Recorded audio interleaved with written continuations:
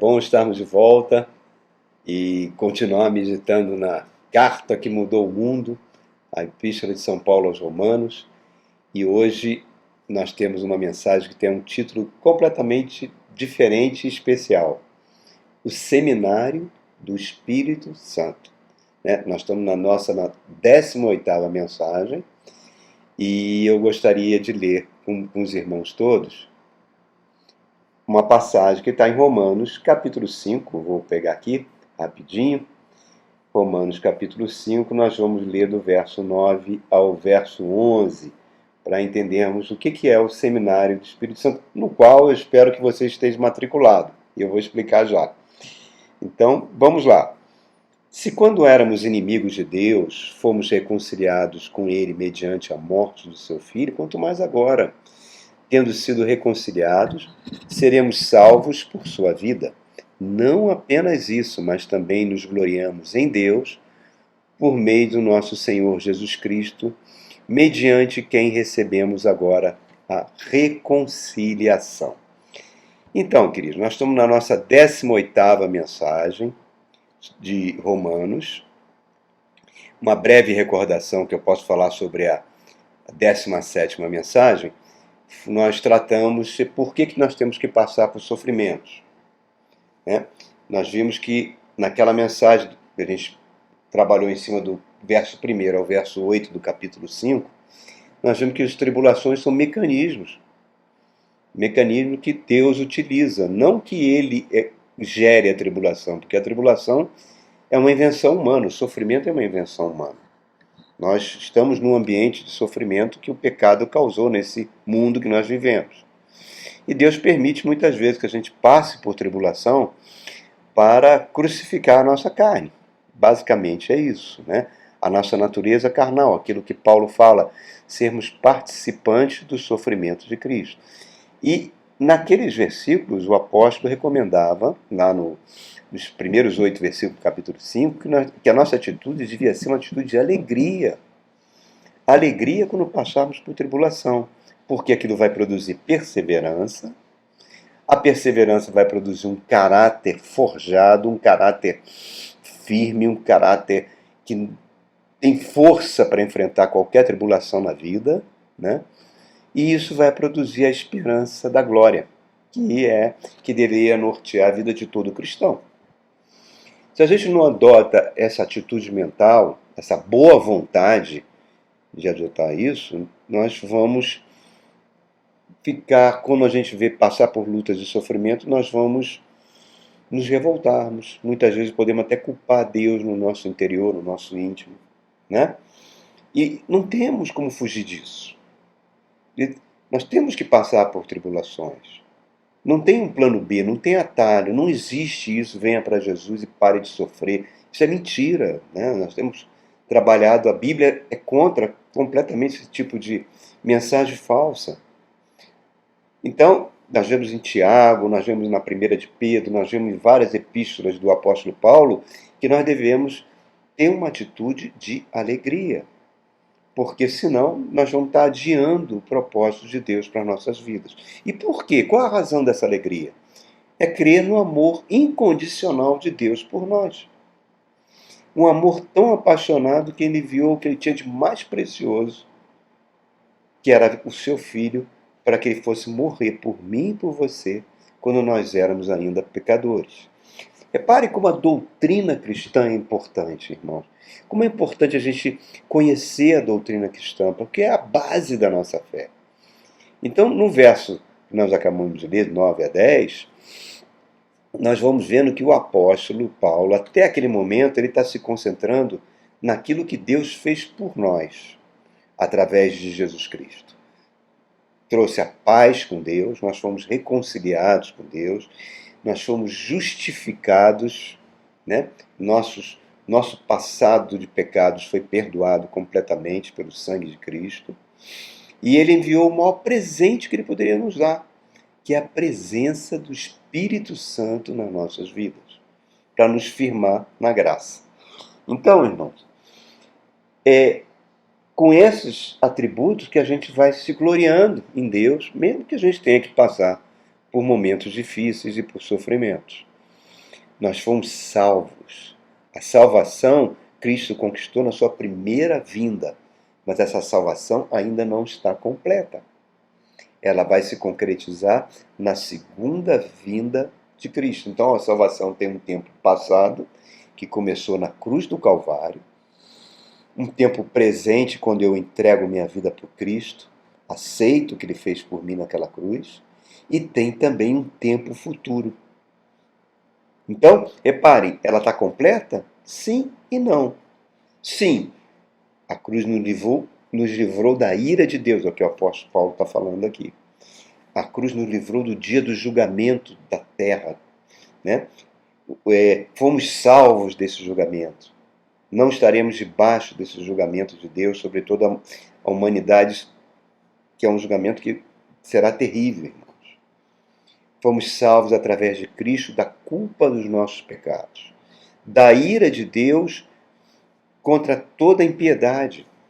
Né? O apóstolo Pedro diz que o planeta está sendo reservado para o fogo. Né? 1 Tessalonicenses diz que nós estamos livres da ira que há de vir. Essa ira está relatada lá nos profetas bíblicos. De Isaías a Malaquias fala do dia do Senhor, um dia terrível. O Apocalipse detalha esses dias do Senhor com vários flagelos que serão derramados sobre a terra. Nós vimos agora essa tragédia na Síria e na Turquia, esse terremoto. 20 segundos causou mais de 30 mil mortes, uma destruição tremenda. Imagina uma destruição em escala planetária, como está relatado no livro do Apocalipse. E também, por quê? Porque serão criados novos céus e nova terra. E todos aqueles que o anticristo, Satanás e seus demônios, o falso profeta e todos aqueles que tinham, de alguma forma ou de outra, adorado o anticristo, se revoltado contra o evangelho de Deus, serão lançados no lago de fogo e enxofre. E nós estamos livres disso. Por quê? Porque nós pertencemos a Cristo. Então, isso é fantástico, mas ainda não está completo. Não está completo. Por quê? Porque dentro de mim e dentro de você ainda existe um poder muito grande, terrível, chamado poder do pecado. O poder do pecado, ele atua, a nossa natureza ama pecar. A nossa natureza ama, a natureza carnal, humana, ela ama estar em rebelião constante diante de Deus, contra Deus. Então a gente não experimentou ainda essa libertação. Ainda também não recebemos o corpo de glória, o corpo que Cristo tem hoje, o corpo que Jesus saiu daquele túmulo com corpo de glória, o corpo que Adão tinha antes de pecar, um corpo que não é limitado ao tempo, ao espaço, um corpo imortal, um corpo que não terá mais nenhuma doença, e não precisará de nenhum procedimento estético, que nunca vai envelhecer. E é esse corpo de glória que nós vamos receber. A Bíblia diz que nós seremos igual a Cristo. Essa só vai acontecer quando Jesus voltar, na segunda vinda dele. Então a nossa salvação está aguardando isso, por isso que isso vai formando em nós a esperança da glória. Então, mas só que quando a gente está aqui, Deus nos ama muito, e nesse ambiente de sofrimento que nós vivemos, Ele sempre manda uma bênção aqui, uma bênção acolá. Para quê? Para que a nossa vida seja uma vida agradável até o momento que estaremos no nosso lar celestial. E quando voltaremos com Cristo para habitar no novo planeta que será completamente transformado. Isso é doutrina cristã, e o Evangelho é glorioso por causa disso.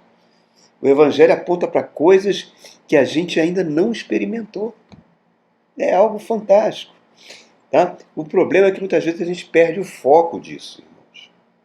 A gente fica tão preocupado com a nossa vida aqui que a gente deixa de contemplar as coisas que estão lá no céu. A gente está preocupado com o dinheiro, com doença, com filhos, e a gente fica tão preocupado com isso que a gente vai buscar Deus como se fosse um Papai Noel celestial. Buscar as mãos de Deus para receber bênçãos, ao invés de buscar Deus pelo que Ele é, pela pessoa que Ele é. para ter uma comunhão com Ele, para que o Espírito Santo possa ministrar o nosso coração, ministrar com poder em nós. A Bíblia diz lá em Colossenses capítulo 1, verso 1, que nós estávamos mortos nos nossos delitos por causa das nossas obras malignas. O ser humano é um ser em hostilidade contra Deus, em alienação completa com relação ao reino de Deus. E essa hostilidade e essa alienação não está em Deus, está no homem. Olha, eu estou com 66 anos de idade. Então eu convivi com a década de 50, final, 50 não, que eu era pequenininho, bebezinho, mas 60, 70 e 80 até a década atual. E o que eu tenho visto, irmãos, é como as pessoas cada vez estão mais frágeis, como cada vez mais elas têm dificuldades em enfrentar os seus problemas do dia a dia, cada vez mais fragilizados emocionalmente. Os psiquiatras e os psicólogos viraram as novas igrejas, né? Porque eu me lembro que na década de 60, década de 70, as pessoas tinham os sofrimentos que nós temos hoje. Mas as pessoas iam à igreja, seja ela católica ou evangélica, oravam, buscavam força em Deus para superar seus problemas, para superar suas dificuldades. E hoje as pessoas, elas simplesmente não estão conseguindo isso. Elas não buscam mais a igreja, não buscam mais a Deus. Buscam um psiquiatra, buscam um médico. Nada contra a terapia quando ela é feita de uma maneira consciente e de uma forma científica, né? Eu tenho um colega professor aqui, que é professor comigo aqui na universidade, e ele estava contando o drama que ele enfrentou, que enfrenta com uma filha que se formou num curso aqui da universidade, estava trabalhando numa empresa e começou a sofrer de depressão. E ele foi no médico, no psiquiatra. No primeiro dia ele receitou remédios barra pesadíssima, tarja preta, sem fazer nenhum exame clínico de laboratório no seu cérebro para ver se estava faltando alguma substância química. Não, já sai receitando aquele remédio. É claro que a pessoa toma aquele remédio, ela praticamente se anestesia, né? É uma outra personalidade. Ele falou, eu não tenho, tem horas que eu tenho dificuldade de reconhecer minha filha, é uma outra pessoa. É como se tudo ficasse cinza. O consumo, as indústrias farmacêuticas estão faturando milhões e milhões com a venda cada vez mais indiscriminada desse tipo de remédio. Então, reparem, irmãos, tudo isso começou, vamos pensar aqui, na década de 60 começou o movimento dos Beatles, do Rolling Stone. Aqui no Brasil a gente começou a importar muito a cultura norte-americana, na década de 70, na década de 80. Na década de 80 nós estávamos praticamente com essa cultura totalmente absorvida. Então toda essa ideia de correr para um psiquiatra, correr para um psicólogo, cada vez menos buscar a Deus, a gente foi importando isso. E isso afetou as pessoas de uma forma geral. E olha, e com as redes sociais, isso agravou profundamente. Hoje eu dou aula aqui já na universidade já há 13 anos.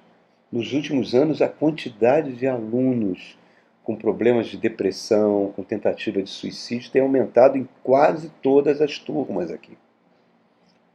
Então, isso é um problema cada vez mais marcante. Uma alienação das pessoas em relação ao reino de Deus. Por isso, uma coisa que a gente precisa entender, que Deus respeita a vontade do homem até o último suspiro dele. Que a fé é, antes de tudo, um ato da minha boa vontade. Quando os anjos descem do céu e vão falar com os pastores no nascimento de Cristo, ele fala, bem-aventurados os homens de boa vontade. A gente precisa de boa vontade. Uma boa vontade mental para ter fé, para buscar Deus, para aceitar a presença do Espírito Santo, um poder atuando em nossas vidas. Que muitas vezes a gente fica alienado, apesar de ser cristão, ficamos alienados à pessoa do Espírito Santo.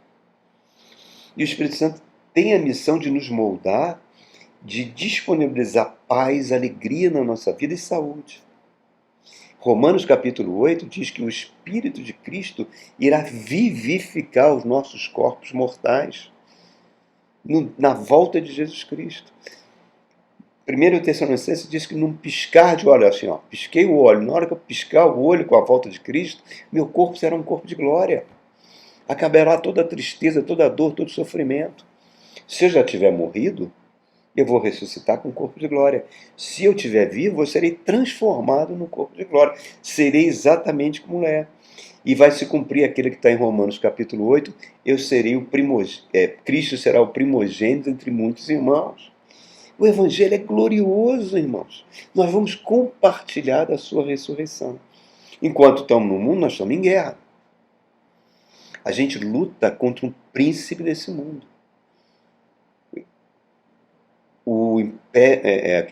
Efésios capítulo 2 chama de espírito da potestade do ar, o próprio Satanás, que teve a ousadia de chegar para Cristo e falar: todos os reinos desse mundo me pertencem. Toda a política desse mundo, toda a economia desse mundo é minha. Me adore que eu te dou tudo isso. E o seu exército é invisível. Mas, como eu pertenço a Cristo, a Bíblia diz que o maligno não me toca. Pedro diz que ele pode andar ao meu derredor como um leão querendo me devorar, mas não vai me tocar. Mas ele tem o poder, está em Efésios capítulo 6, de lançar pensamentos, setas inflamadas na minha mente. Pensamentos que vão minar a minha fé. Por isso que eu tenho que agarrar o escudo da fé, por isso que eu preciso da palavra de Deus, por isso que eu preciso de vídeos como esse, que estão explicando a doutrina cristã. Por quê? Porque quando essas coisas vêm, elas produzem medo em nós. E o medo tende a nos paralisar. O rei Josafá era um rei temente a Deus, fez uma grande reforma religiosa em Israel. Mas o que aconteceu? Em dado momento, 3 povos, moabitas, amonitas e midianitas, se unem com um exército de mais de 1 milhão de pessoas e atacam Jerusalém, atacam o reino de Judá. Ele não tem menor condição de enfrentar um exército desse. Menor condição. Então o que ele faz? Ele vai buscar Deus em oração. Pede socorro a Deus. Deus levanta um profeta para trazer uma mensagem de conforto. E recebe a orientação de Deus. Deus fala para ele: manda os levitas levarem a arca da aliança, entoando louvores em direção ao exército inimigo. Tenta imaginar uma loucura dessa. Ele não usou nenhuma tática de guerra, não preparou seu exército para enfrentar. Primeiro que ele não tinha nem condição de enfrentar um exército tão numeroso. Então ele pegou 8 levitas, pegou aquela caixa de madeira forrada de ouro, que era a Arca da Aliança, com os varais, os levitas foram levando, carregando aquilo e entoando louvores a Deus. Incrível! E à medida que eles se aproximavam do exército inimigo, esse exército começou a lutar um contra o outro e foram destruídos completamente, sem Josafá precisar travar um combate sequer. Quando Paulo e Silas são espancados, chicoteados barbaramente na cidade de Filipos, e numa situação terrível, né? Porque esse chicoteamento romano arrancava a pele da pessoa, eles ensanguentados são presos no calabouço, amarrados num tronco. O que eles fazem? Eles ficam chorando, gritando? Não, eles louvam, eles cantam. E quando eles cantam, diz que vem um terremoto, quebra as cadeias todas, a família do carcereiro é convertida. Então repare, irmãos, quando a Bíblia diz que o louvor é uma arma de vitória, é uma arma de vitória, sim, porque ele é a palavra de Deus cantada. É a palavra de Deus cantada. É a espada do Espírito. A Bíblia diz que o crente é revestido de uma armadura, né? Teve pessoas, aí eu não tenho como afirmar se é verdadeiro, são pessoas fidedignas, eu creio que é verdadeiro. Pessoas que passaram pela morte e ressuscitaram e voltaram e viram essa armadura que é dada ao cristão. Diz que é algo poderosíssimo, que os demônios fogem dela. Mas lembre-se, ela tem um cinturão que sustenta a armadura, e esse cinturão é a verdade. Se a gente cria o hábito da mentira, da fake news, nós vamos desandando essa armadura, abrindo brechas. E é por ali que as setas inflamadas vão entrar. Satanás sempre vai querer que você não busque a Deus, tá? E o único meio que ele tem é que você passe a murmurar, a se queixar, a se lamentar. Agora, se você é um adorador, os demônios vão fugir. Por isso que a boa vontade é fundamental. O bom humor é fundamental. Porque a alegria do Senhor é a nossa força. Neemias já falava isso. A força, Tiago exorta que a gente se alegre na tribulação. Pedro fala a mesma coisa. Então, diante disso tudo, irmão, a carta que mudou o mundo, Romanos, está dizendo que o melhor ainda está por vir. Então nós lemos agora: fomos justificados pelo sangue e reconciliados pela morte de Cristo.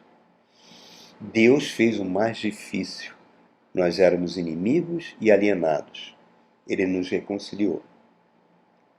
E não só isso, ele envia o Espírito Santo de Deus, que presente fantástico, para completar essa tarefa. Então Paulo está falando de uma forma bem lógica. Se eu, quando era inimigo, agora fui reconciliado, imagina agora. Agora sou filho, sou herdeiro, sou co-herdeiro com Cristo. Que coisa fantástica, irmão.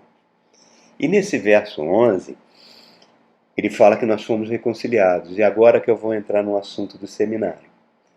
Os judeus tinham um orgulho grande da sua genealogia, de serem povo exclusivo de Deus, fosse propriedade deles. É como se houvesse um monopólio religioso de Deus. E o cristão, e o gentio era goim. Goim é uma palavra hebraica, que significa gentio, que alguns rabinos dizem até que a gente não tinha nem alma.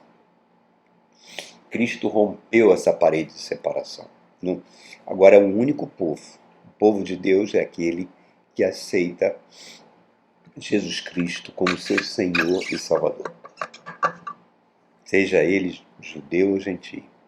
Então, e lá em Atos capítulo 13, quando Paulo vai à sinagoga de Antioquia da Psídia, ele faz um discurso maravilhoso e os judeus começam a brigar com Paulo, não aceitando o fato da ressurreição de Cristo. Que Cristo é Deus, que Cristo ressuscitou. Paulo sacode o pó, né, no gesto, fala: a partir de agora eu vou para os gentios. E graças a Deus que ele foi. Né? E aí os gentios vão se convertendo ao Evangelho. E os primeiros cristãos tinham essa, na mentalidade dele, como é que pode? Como é que pode? É tão maravilhoso. Esse Deus agora é nós pertencemos a esse Deus. Nós somos do Senhor. Paulo chega a chamar os gentios de oliveira braba, que foram enxertadas na verdadeira oliveira, que era o povo judeu. Então, é uma loucura completa você querer atacar uma outra religião. Porque nós não merecemos. A salvação não foi merecimento nosso. Foi graça. Então você atacar uma religião, seja ela qual for, é loucura. Eu recebi um vídeo de um pastor que mostrou aí no Palácio do Planalto, depois da posse do atual presidente, que algumas pessoas da religião afro foram lá fazer a lavagem, uma oferenda, enfim. E ele falou: agora está dominado por demônios. Não, não está dominado por demônios. Os demônios já dominam tudo. O demônio já domina a política. Não é nenhuma bancada evangélica de pastores corruptos que vai mudar isso. Entendeu? Os demônios dominam já todo mundo. Então, o que você vai fazer? Vai mandar a sua igreja ir lá brigar com essas pessoas? Vai mandar a sua igreja tacar fogo nas pessoas? Como fazia na Idade Média? Transformar a sua igreja numa Ku Klux Klan brasileira, que tem ódio contra as outras religiões, ódio contra negros, ódio contra nordestino, enfim. Isso não é evangelho, irmãos. Não é o evangelho de Jesus Cristo. Porque quem nos convence do pecado é o Espírito Santo de Deus. Então, você, é como se nós fôssemos... Vocês já viram uma ágata? Por fora ela é uma pedra meio feia, mas quando você abre, ela é linda por dentro. Cristais de várias tonalidades. Linda, linda. É isso que aconteceu contigo. O seu espírito foi recriado. O seu espírito agora pertence a Deus. Está assentado nas regiões celestiais com Cristo. E o Espírito Santo ministra no seu espírito. Olha só. Quando Deus criou Adão, um bonequinho de barro, soprou nele o seu espírito. E ele se tornou uma alma vivente, não é? E se tornou a imagem e semelhança de Deus, imortal, irmão. Tenta imaginar isso. Um corpo de glória. O próprio Satanás, quando viu Adão e Eva, deve ter tomado um susto, que era igualzinho a Deus. E quando ele resolve chegar para Deus e falar, não quero mais estar debaixo da sua influência, não quero mais saber de você, você manda no céu, na terra, mando eu e esse meu novo amigo aqui, o Satã. Deus falou assim, negativo. Não vai ficar assim não. Não vai ficar assim não. Eu vou enviar o meu filho, que vai nascer de uma mulher e vai esmagar a cabeça da serpente, porque você me pertence. Você foi criado para a minha glória. Você está querendo usurpar. Isso é uma forma de roubo, Adão. Mas tudo bem. Bah. E aí Deus tira o espírito. E o espírito humano morreu. E aí você sabe o que aconteceu, o que tem acontecido com o ser humano até os dias de hoje. Quando você aceita Cristo, você nasce de novo, esse espírito renasce, o seu espírito, o homem interior, e se conecta ao Espírito Santo de Deus. Então agora, o nosso homem exterior vai envelhecendo, vai caminhando para a morte, mas o nosso homem interior se renova a cada dia. E é esse homem interior que recebe o poder da ressurreição. Coisa incrível, irmãos. E a Bíblia fala mais, que diz que nós somos reconciliados com Deus. Vamos entender a reconciliação como se fosse uma matrícula no Seminário do Espírito Santo, que é o título da nossa mensagem. Finalmente estou falando sobre isso, né? O Seminário do Espírito Santo. Quando você faz teologia, ou qualquer outra matéria, engenharia você tem cálculo 1, cálculo 2, cálculo 3, álgebra, física 1, 2, 3, enfim, matérias básicas obrigatórias. Seminário de teologia também tem hebraico 1, hebraico 2, grego 1, grego 2, etc. Mas no Seminário do Espírito Santo, quando nós somos reconciliados com Deus, nós somos matriculados nesse seminário. E nós vamos receber um plano de disciplina individual para cada pessoa. O Espírito Santo faz um plano para cada um. Onde, vamos fazer uma analogia, tem algumas disciplinas, algumas matérias que nós vamos ter que cursar. Matrículas individuais e disciplinas que nós temos que cursar. Por exemplo, disciplinas que a gente tem que cursar. Tarefa que não gostamos, mas temos que fazer 1. Tarefas que não gostamos, mas temos que fazer 2. Tarefas que não gostamos, mas temos que fazer até 1000. Submissão a pessoas difíceis, 1. Submissão a pessoas difíceis, 2. E vai por diante. Trabalhar onde você não quer, 1, 2. Receber unção para tarefas em áreas que você não quer fazer, 1, 2, 3. E para você ser aprovado, você vai ter submetido a algumas provas. Algumas disciplinas são obrigatórias. Por exemplo, amar os nossos inimigos, obrigatório. Liberar perdão para quem nos ofende, obrigatório. Outras disciplinas são optativas. Se você não obteve os créditos, elas podem depois se tornar até obrigatórias, como por exemplo, ler a Bíblia, acordar de madrugada para orar, são optativas, mas elas podem ser obrigatórias se você não teve boas notas nas que eram realmente obrigatórias. Queixas e murmurações vão fazer você voltar, tirar 0 na disciplina e voltar para o início dela. e cursar ela de novo, já pensou? É bom você ir passando nessas disciplinas. Se você critica o irmão, julga o irmão, acusa o irmão, leva pau na matéria. Vai ser reprovado, vai ter que cursar a matéria de novo. Erro da junção. E de vez em quando o Espírito Santo faz um teste surpresa.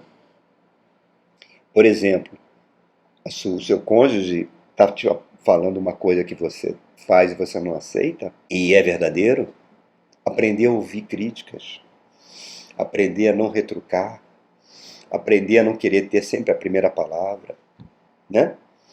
Tudo isso são testes que nós vamos ter que passar. Se você é uma pessoa, gosto de contar meu problema para os outros, quero que as pessoas sintam peninha de mim, autopiedade, vai ser reprovado na matéria, vai ter que fazer ela de novo. Apontar o defeito do irmão, dizer que o irmão não tem santidade para fazer aquilo, julgar o irmão, não vai passar. Não vai passar. Então, irmãos, olha só. Senão, à medida que a gente vai fazendo as matérias, a gente vai ficando mais consciente da presença do Espírito Santo. Coisa linda. E aquilo que eu vou aprendendo a semear pelo Espírito. E deixando de semear na minha natureza carnal, que é inimiga de Deus, Romanos 8,5. Que não consegue se submeter à lei de Deus. Eu vou tendo a consciência que o Espírito Santo habita em mim, se manifesta no meu espírito. Olha que coisa fantástica. Então, viver no Espírito é crer que eu não tenho como passar nas matérias do seminário do Espírito Santo. Não tem. Só se o Espírito Santo me ajudar. Por minha própria força, não tem. Eu preciso ter boa vontade, fé e boa vontade. E aí eu vou tendo consciência da presença do Espírito Santo em mim. Eu vou cada vez mais vigiar o que eu vou falar. Eu não quero mais ter razão em tudo, não quero mais ter a última palavra. Não quero ser mestre, né? Porque senão a cobrança vai ser maior, né? Eu não quero ser super crente, porque senão eu vou ficar esgotado. Eu sei que eu sou uma pessoa cheia de falhas, você também é.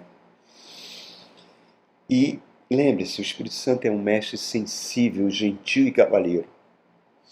É como uma pomba, é o símbolo dele, né? Tem uma diferença do pombo para pomba. A pomba, se você tem um casal brigando, se tiver um pombo e uma pomba perto, o pombo fica, a pomba voa. Não suporta a gritaria. Cuidado para não transformar a sua religião em gritaria. Deus não é surdo, não precisa que você grite. Vai a cultos onde há gritaria, não precisa nada disso. A gente tem que ter cuidado para aquilo em Efésios 4 e também em 1 Tessalonicenses, para não entristecer o Espírito Santo, não apagar a presença do Espírito. Ele vai continuar em nós, porque Cristo fez na cruz e Cristo que enviou ele, mas a gente vai perdendo a consciência da presença dele, é a coisa pior que tem. Davi, quando cometeu o adultério, ele escreve o Salmo 51, ele grita, ele clama a Deus: Senhor, faça o que quiser comigo, mas não tire o seu espírito de mim.